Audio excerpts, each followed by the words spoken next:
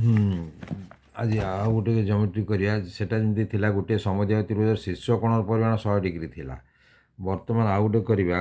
ଗୋଟିଏ ସମଦ୍ୱିବାହୁ ତ୍ରିଭୁଜର ପ୍ରତ୍ୟେକ ଭୂମି ସଂଲଗ୍ନ କୋଣଦ୍ୱୟର ପରିମାଣ 45 ଡିଗ୍ରୀ ହେଲେ ଶୀର୍ଷ କୋଣର ପରିମାଣ କେତେ? ଏଟା ବି ଠିକ୍ ସେଇଭଳିଆ। ଏ ବି ସି ଏକ ସମଦ୍ୱିବାହୁ ତ୍ରିଭୁଜ। A B C ସମଦ୍ୱିବାହୁ ତ୍ରିଭୁଜ।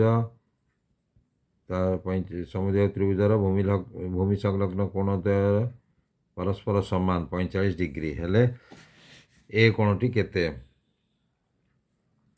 ଦତ୍ତ ଏଥିରେ ପ୍ରଶ୍ନ ରହିଲା କ'ଣ? ଗୋଟିଏ ସମଦ୍ୱିବାହୁ ତ୍ରିଭୁଜର ପ୍ରତ୍ୟେକ ଭୂମି ସଂଲଗ୍ନ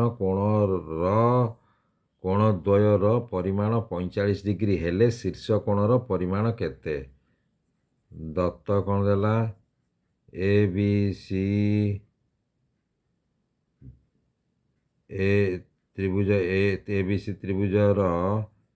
ଏ B equal to A C. ଯେହେତୁ ସମଦ୍ୱିବାହୁ ତ୍ରିଭୁଜ A B equal to A C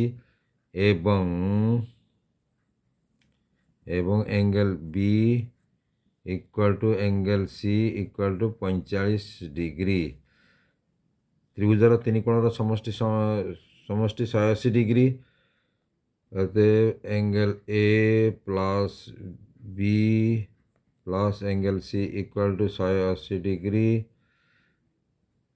angle A B plus C equal to 45 plus 45 45 degree plus 45 degree equal to 180 degree.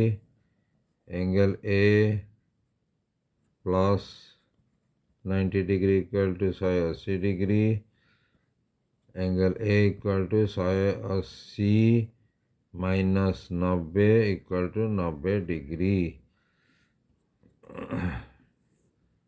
Answer ठीक अच्छे।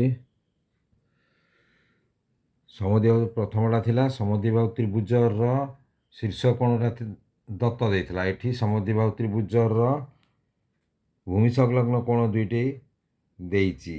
शीर्ष कोणटा परिमाण केते? ठीक अच्छे।